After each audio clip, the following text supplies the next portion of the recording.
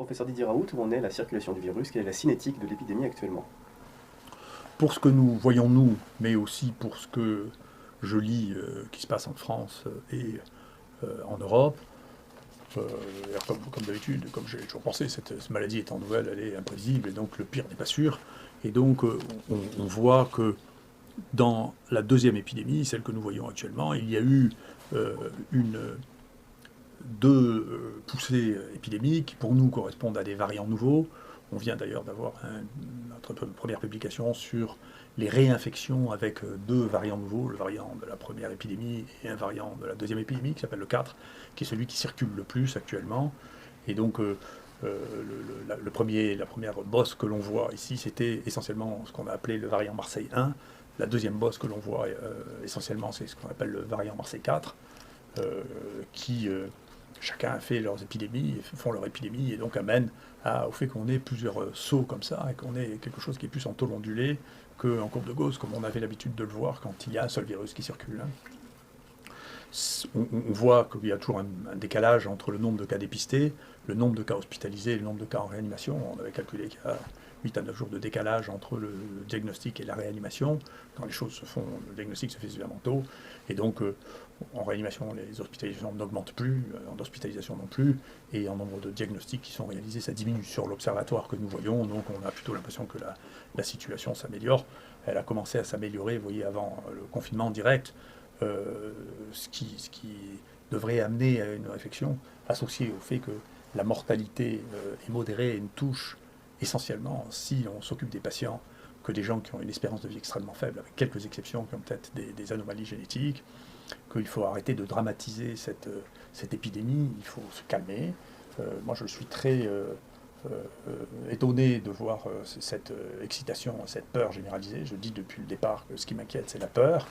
Je pense qu'à exciter les gens, à les terrifier, on leur fait avoir des comportements qui sont des comportements inacceptables. Je pense qu'on risque une recrudescence du terrorisme. Il y a même des gens maintenant qui proposaient sur Twitter d'avoir un attentat terroriste contre moi. Il y a des gens qui m'ont menacé, des gens qui menacent mon avocat. On sort d'un état social normal du fait de l'anxiété extrême que l'on développe à partir de la peur de cette maladie qui ne va pas détruire l'humanité, ni réduire de manière sensible l'espérance de vie dans ce pays. Donc il faut se calmer, il faut traiter de cette maladie normalement, il faut mettre en place les outils pour pouvoir diagnostiquer et soigner ces gens, mais il faut arrêter de manier la peur à ce niveau parce que la société va exploser si on continue comme ça. Donc il faut se calmer, il n'y aura pas des centaines de milliers de morts, des millions de morts, il faut s'arrêter. Il faut reprendre ça comme une maladie normale, et je peux vous dire que ces maladies infectieuses, moi qui travaille depuis 40 ans, j'en reparlerai, je sais à peu près ce que c'est. Et donc je vois, nous ici, on a pris en charge maintenant 12 000 personnes, personne n'a pris en charge, il n'y a pas un centre qui a pris en charge autant de personnes que nous, qui a testé autant de personnes que nous, on fait plus de 350 000 tests maintenant, 250 000 personnes, on a pris en charge 15 000 personnes, on a une idée très précise de ce qui se passe, de la mortalité, de la manière dont ça se gère, donc il faut être organisé, calme, gérer les problèmes. Il y a des problèmes d'organisation qui se posent quotidiennement, il faut s'en occuper. J'aurais préféré qu'on croie, il y a 20 ans, quand j'ai écrit qu'il fallait qu'il y ait 7 infections de cette nature en France, qui aurait permis d'avoir une gestion beaucoup plus calme, beaucoup plus organisée, plutôt que de s'affoler avec ce retard considérable qui avait été mis en place avec la détection, avec la mise en place, je suis content que la plupart des choses que je proposais, restera hydroxychloroquine dont je pose, ont été finalement mises en place, la détection précoce, la détection de l'hypoxie avec les saturations d'oxygène. J'ai vu que 3 mois après que j'ai proposé, la Haute Autorité de Santé a repris ça dans ses recommandations, c'est bien. La gestion des troubles de la coagulation, hein, on a encore des embolies pulmonaires une fois par semaine qu'on détecte précocement en faisant des tests biologiques chez les gens, y compris qui apparaissent asymptomatiques. Hein. Donc ça, c'est de la prise en charge médicale, et c'est avec cette prise en charge médicale qu'on fait tomber la mortalité. Et nous, les données préliminaires qu'on a sur les gens qu'on a vus en hôpital de jour sont de l'ordre de 0,6 pour 1000 de mortalité. Ça nécessite d'être consolidé comme données, mais ça veut dire que si on s'occupe des gens entièrement très tôt, eh bien, ce qui se passe, c'est que la mortalité atteint un taux extrêmement faible parce qu'on s'occupe des gens. Donc le vrai problème, c'est celui-là. Le vrai problème, c'est maintenant de raison garder, de mettre en place, au fur et à mesure que la connaissance sur cette maladie augmente, les moyens qui permettent de détecter les gens. Cliniquement, les gens qui sont positifs, souvent quand ils sont jeunes, ne sentent plus les odeurs et s'en rendent très bien compte. Les sujets qui sont plus âgés doivent être traités parce que chez eux, ce signe est malheureusement très précieux et moins fréquent, et ils doivent être pris en charge. Il y a un certain nombre de choses à faire, mesurer leur saturation en oxygène, ils peuvent acheter petite prise d'oxygène dans les pharmacies, ça ne coûte pas très cher, et surveiller ça, et quand on a l'oxygène qui est en dessous de 80, je dis la même chose que la chaise, qui est d'accord avec moi maintenant, très bien. Et quand on a moins de 95, eh bien, il faut aller à l'hôpital, se faire prendre en charge tout de suite, parce que c'est en dessous de 95, les choses peuvent aller très vite, et on peut se trouver très très vite en réanimation, et là, le pronostic est moins bon. Donc voilà, tout ça c'est de la médecine, il faut revenir à la médecine, il faut arrêter de s'affoler, il faut arrêter de crier qu'on va tous mourir, parce que ça excite les gens, c'est de plus en plus dangereux, c'est de plus en plus difficile, les gens pètent les plombs, les gens qui sont fragiles nerveusement explosent, il ne faut pas le faire, voilà. Il ne faut pas vivre dans la terreur, c'est pas bien, il faut revenir au calme. Et il faut revenir, je vous assure, on a vu plus de gens que tout le monde. Moi, je n'ai pas attrapé le Covid, je ne fais pas de prophylaxie, je me lave les mains 100 fois par jour. Je ne suis pas mort, et pourtant, je fais partie des groupes à risque, j'ai plus de 65 ans. Voilà. Donc, et j'ai pas peur, pas une seconde. Voilà. Donc, il faut arrêter. Et je pense que c'est dans ces circonstances qu'effectivement, je vois maintenant des collègues qui m'insultent, enfin, je ne pourrais pas imaginer, des amis d'internat, des gens que je connais depuis 35 ans qui racontent des horreurs sur moi, mais je ne comprends pas d'où ça sort, simplement parce que ce niveau de tension est devenu, on a l'impression qu'on est dans un enjeu, on revient à l'époque que j'ai connue avant 68, des chiens anticommunistes contre des salauds de capitalisme, enfin, les salauds de communisme, mais cette passion à ce point-là est déraisonnable, c'est du soin, de la médecine, il faut revenir, on s'occupe des gens, on les soigne, la passion doit être étrangère à ça. Que pensez-vous de la décision de l'Ordre des médecins des Bouches-du-Rhône de déposer votre dossier à la Conseil de discipline? Écoutez, encore une fois, je pense que ça rentre, c'est multifactoriel, ça rentre dans il y a un combat qui s'est dressé à Marseille entre les non-universitaires contre les universitaires, sûrement une partie de l'histoire. Il y a cette espèce de tension extraordinaire qui s'est située entre les uns et les autres, en partie parmi les gens qui ont porté cette plainte. Il y a beaucoup de gens qui, je pense, ont été très, très vexés que l'on dise que leur financement par Gilead avait influencé très profondément leur jugement, qui sont irrités, probablement la SPILF, qui est très financée par Gilead et qui n'accepte pas qu'on dise que c'est un conflit d'intérêts. C'est possible. Ensuite, si vous voulez, je crois que pour mettre les choses en perspective, aussi, il y a un temps pour tout et il y a plusieurs échelles de temps. L'échelle de temps des gens qui croient avoir le pouvoir et l'autorité scientifique, ce qui est un peu risible. Le directeur général de la santé, ou le directeur de la NSM, ou le directeur ou le président du Conseil de l'Ordre ne détient pas la vérité scientifique. Il détient un pouvoir de décision, éventuellement un pouvoir de nuisance, mais il ne détient pas la vérité scientifique, confondent. Et ces gens-là sont des gens qui changent régulièrement. Et donc c'est très, très intéressant. Vous voyez, l'ancien président du Conseil de l'Ordre à Marseille était un ami à moi. Bien sûr, cette histoire a été classée sans suite. Les autres ont changé, ceux-là ont décidé. Vous voyez, tout ça ne dépend pas de moi, dépend des gens qui ont été élus, qui aiment ce que je suis ou qui n'aiment pas ce que je suis. Donc je suis la quintessence de l'universitaire. Pour l'instant, c'est pas très aimé par ce conseil, c'est la vie. De l'autre côté, le directeur général de la NSM, qui était férocement opposé à l'hydroxychloroquine, dont je reparlerai, son prédécesseur, qui avait été nommé lui aussi, a fait une conférence chez moi, que je vous demande vraiment de regarder, c'est le professeur Maranaki, c'est lui qui a inventé les RTU, c'est lui qui a remis les choses en place sur les conflits d'intérêts, et si vous l'entendez, ce qu'il dit, vous ne croyez pas qu'il puisse avoir la même position que le directeur actuel de la NSM qui fait exactement l'inverse. Donc vous voyez, c'est pas moi qui change, c'est les gens qu'on nomme qui changent, c'est bien naturel, puisque eux sont des gens qui passent. Ça n'est pas des gens qui sont la S-qualité, c'est des gens qui sont nommés ou élus, ça n'a rien à voir. Après, il y a un autre temps qui est le temps du politique. Moi, je regrette qu'une partie importante du politique soit maintenant sur le même rythme de vitesse que les journalistes qui ont une vérité du jour. La vérité des jours, les journalistes ne les engagent pas. Ils disent une bêtise, 6 mois après, vous n'allez pas leur reprocher, les journalistes auraient dit une bêtise 6 mois avant, c'est leur métier. Et donc, il ne faut pas les croire, il ne faut pas les suivre. D'accord ? Et le problème des politiques, c'est qu'actuellement, ils sont trop en phase avec les journalistes. Et ils oublient une chose, c'est que quand ils parlent, eux, ils sont susceptibles d'avoir, eux, une résonance de ce qu'ils disent. Ils risquent d'avoir, y compris d'être poursuivis par la justice et par l'histoire. Ce qui juge les politiques, c'est l'histoire. Et, dans les histoires de sécurité sanitaire, la justice. Vous voyez, et la justice prend son temps. Vous voyez, l'histoire du sang contaminé, c'est 10 ans après les faits. C'est long. C'est pas le temps journalistique. Les journaux ont même oublié ce qui se passait à l'époque. Et leur opinion, et qui disait ci, qui disait ça. Et 10 ans après, la justice, elle, est encore sur un autre rythme. Et puis la science, elle est encore sur un autre rythme, qui est, à la fin, vous savez, il y a des domaines dans lesquels moi j'ai travaillé, sur lesquels il a fallu 15 ans pour que ce que nous disions, sur la peste par exemple, soit reconnu par tout le monde. Pendant 15 ans, on s'est disputé, les gens disaient, moi j'arrive pas à refaire vos résultats. Donc le temps du journaliste, le temps du politique, le temps de la justice et le temps de la science ne sont pas les mêmes temps. On ne vit pas dans les mêmes échelles de temps. Donc moi, je vis dans le domaine de la science, mais comme j'applique mes connaissances à ce que je fais, eh bien, je suis bien obligé de me confronter à ça le moins possible avec les journalistes. En particulier, je ne supporte pas les journalistes qui sont agressifs avec moi, parce que, qui se posent des questions sur la nature de ce que je suis. Moi, j'apporte des résultats, je ne veux pas discuter de ce que je suis, ça regarde que moi. Mais on voit bien qu'il y a des temps différents. Quant à ce qui m'est reproché, je suis content qu'on ne m'empêche pas d'être un mauvais docteur, mais de dire que je n'applique pas les données de la science, alors ça, quand j'ai lu les trucs, je dois reconnaître que j'ai été pris d'un fou rire. Parce que j'ai regardé quelle était la production scientifique, et des gens qui votaient ça, et puis des gens qui avaient dit ça, et j'ai ri à un point qui est, parce que tout le monde peut le voir, mais c'est absolument, je vais le publier d'ailleurs, c'est risible, parce que moi sur ces domaines-là, non seulement je suis le plus cité en Europe sur les maladies infectieuses et la microbiologie depuis plus de 20 ans, je suis plus cité en sciences en France, je suis le deuxième, après Guido Clément, mais j'ai commencé à écrire ça, c'est disponible pour tout le monde, par vulgariser, c'est le premier livre que j'ai écrit, vous voyez, qui comprenait déjà la chloroquine, vous voyez, sur les traitements des maladies intracellulaires, publié en 1993, hein, Speyer. Et puis ensuite, j'ai fait un que sais-je pour expliquer ça au public, j'avais marqué les maladies émergentes, et puis les PUF n'ont pas voulu que j'appelle ça les maladies émergentes, ils m'ont obligé à appeler ça les nouvelles maladies infectieuses, parce que maladies émergentes, personne n'en avait entendu parler à l'époque, parce que j'ai écrit ça en 97. Personne ne savait ce que c'était qu'une maladie émergente. Donc c'est pour ça que j'étais obligé d'appeler ça une nouvelle maladie infectieuse.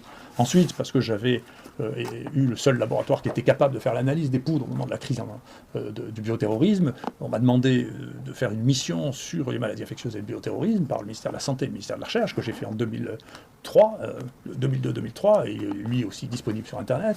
Et puis ensuite, un éditeur m'a demandé de faire un livre sur les nouveaux risques infectieux, la grippe aviaire, le SARS et après. Je ne redis rien de ce que j'ai dit, je pense que c'était raisonnable. Ensuite, au tout début de cette épidémie, j'ai écrit un autre livre encore sur les épidémies, les vrais dangers et les fausses alertes. Et puis j'ai essayé de mettre ça dans une perspective scientifique, en expliquant quelle est la démarche scientifique qui me paraît la plus adéquate pour ce que je fais moi. Vous voyez, qui est de l'épistémologie, c'est-à-dire de la science, de l'histoire des sciences, vous voyez, qui est mon dernier livre. Donc si vous voulez, dire que j'ai une approche qui n'est pas scientifique, c'est ridicule à un point qui est difficile à tenir. Voilà, c'est très très intéressant. Et donc on verra bien, il faut que les choses suivent leur cours. Ce que je ne tolérerai pas, encore une fois, les institutions sont les institutions, ceux qui les représentent ne sont pas l'institution, ce sont ceux qui représentent l'institution à un moment, et vous savez bien que ça change. Moi j'avais dit une fois, vous savez, les ministres de la Santé, en moyenne dans ce pays, ça dure 2 ans et demi. Donc c'est pas définitif ce que pense un ministre de la Santé, ça dure le temps où il est là, puis il y en a un autre qui pense autre chose, et puis ensuite il y aura des élections présidentielles, on verra bien qui sera le président, on verra bien qui sera le Premier ministre, on verra bien qui sera le ministre de la Santé. Et c'est pareil pour le Conseil de l'Ordre, il y aura des élections, peut-être ça donnera un enjeu de l'élection, de savoir si maintenant on peut se servir du Conseil de l'Ordre pour empêcher les gens de parler, c'est une vraie question. Le Conseil de l'Ordre est là pour régler les problèmes déontologiques entre les médecins, moi je ne me dispute pas avec les médecins, à la différence des autres, j'insulte pas personnellement les gens, ni sur Twitter, ni à la télévision, ça c'est des problèmes déontologiques dont théoriquement le Conseil de l'Ordre doit s'occuper. Après le Conseil de l'Ordre n'est pas là pour me faire taire, j'ai essayé une première fois de me faire taire, c'est plus difficile de me faire taire, en particulier parce que ce que je fais, ça n'est que transmettre les résultats de ma connaissance, et que comme universitaire bien sûr, c'est non seulement mon droit, mais c'est mon devoir. Et je continue à le faire. De toute manière, je ne vois pas comment le Conseil de l'Ordre pourrait m'empêcher de parler. Voilà. Et donc je pense que ce sont les éléments qui devraient éclairer les uns les autres. Je souhaite que tout ça se termine le plus simplement du monde, une fois que les gens seront revenus à un niveau de tension normal, ils arrêteront de s'exciter sur des choses sur lesquelles on se demande même en quoi ils sont concernés. Où en est-on sur le plan du traitement du Covid? Oui, d'ailleurs c'est intéressant parce que c'est justement, vous voyez, une des questions qui est posée, comment est-ce que c'est que cette histoire d'hydroxychloroquine? Il y a deux choses à voir dedans, donc puisqu'il a semblé depuis le début qu'il fallait absolument... Le problème de l'hydroxychloroquine, c'est que ça empêchait le développement du remdesivir, qui est le médicament de Gilead. Alors, pour vous mettre en phase, ce médicament est un médicament qui avait été mis au point pour traiter les infections virales et qui avait été testé sur Ebola, dans des études non randomisées, hein, bien sûr, c'était pas, à l'époque, c'était pas la mode, et qui ne marchait pas. Donc on a dit, tiens, on va le recycler, là, c'est pas moi, hein.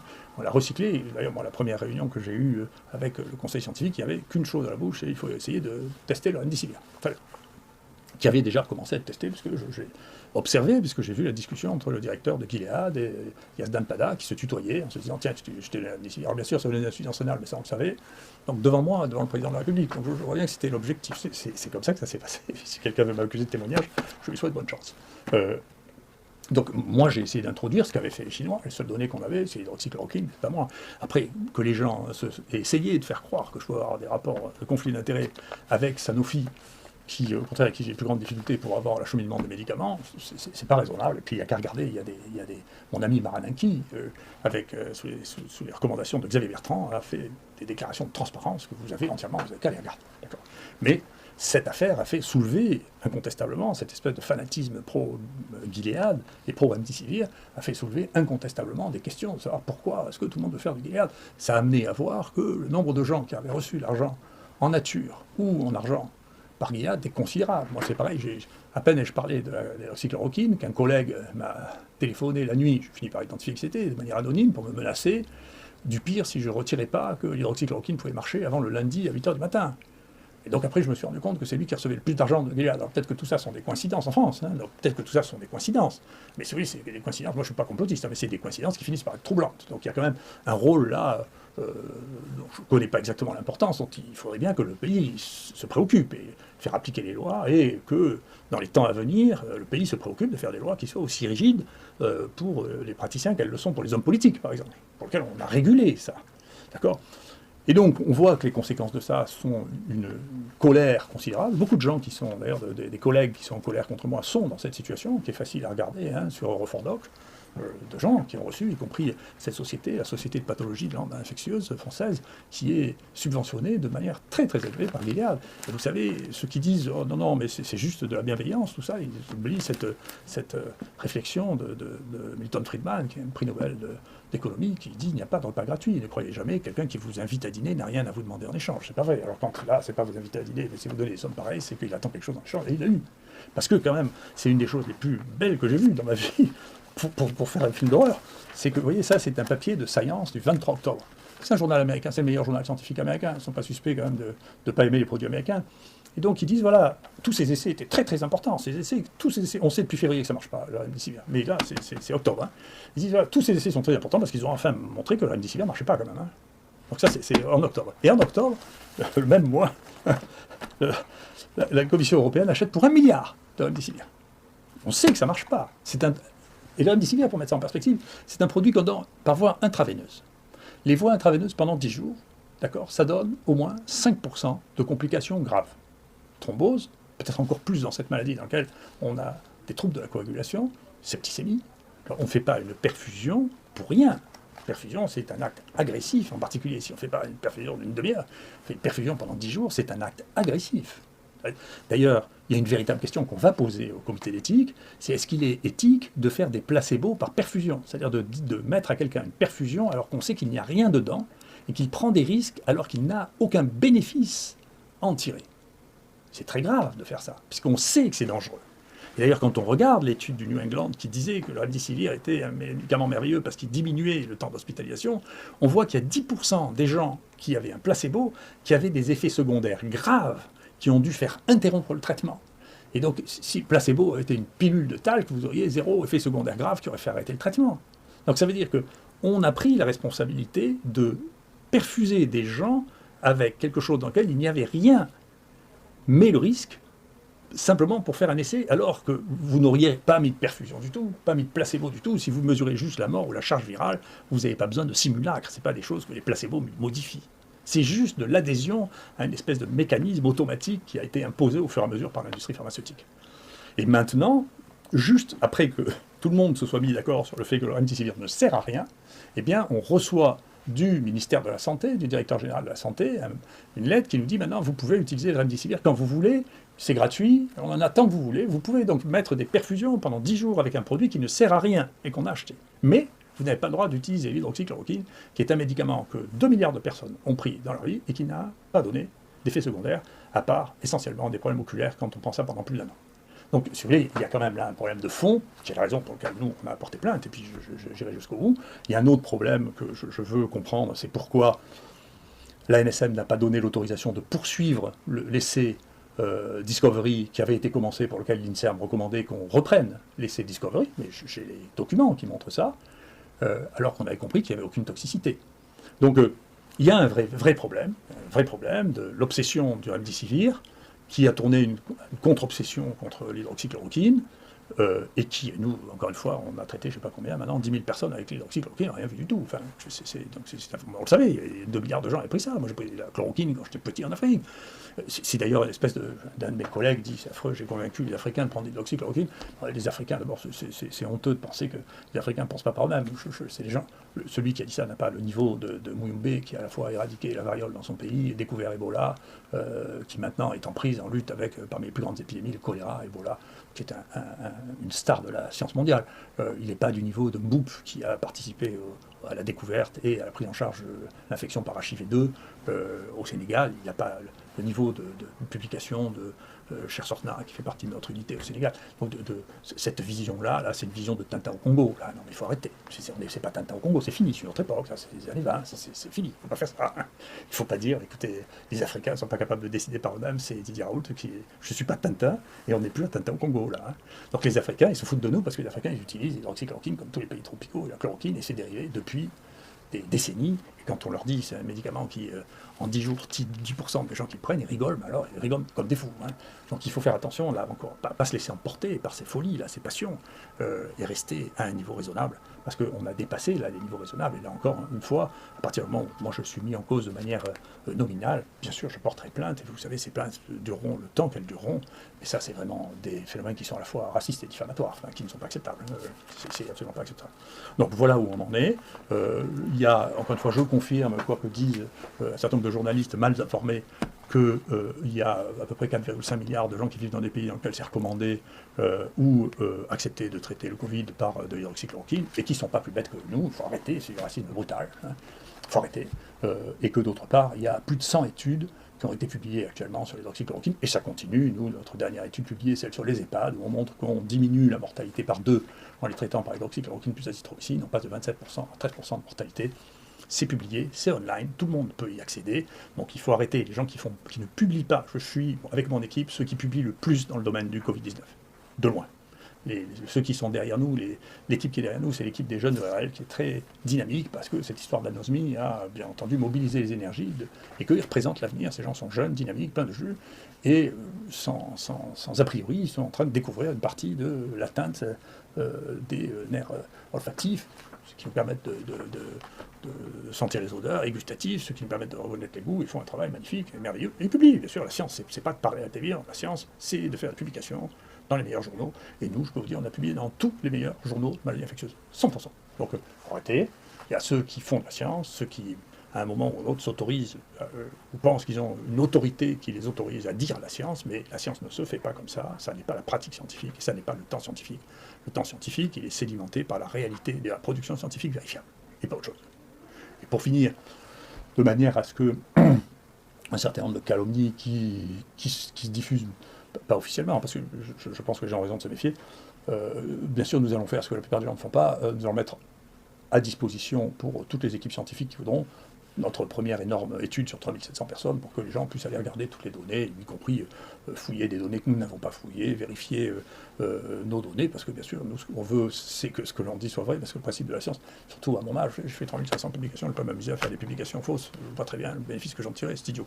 Donc ce qu'on veut, c'est que ce qu'on dit soit vrai et stable dans le temps, c'est ça qui m'intéresse.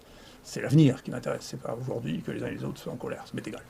Donc, encore une fois, il faut se calmer, il faut revenir à la raison, il faut laisser la place à de la science aux scientifiques, aux gens qui font de la science, praticiens de la science, la médecine aux praticiens de la médecine, d'accord, il faut se calmer, il faut ramener tout ça à un niveau de tension qui soit raisonnable, parce que je trouve que les signes que je vois associés maintenant à cet état de tension sont inquiétants.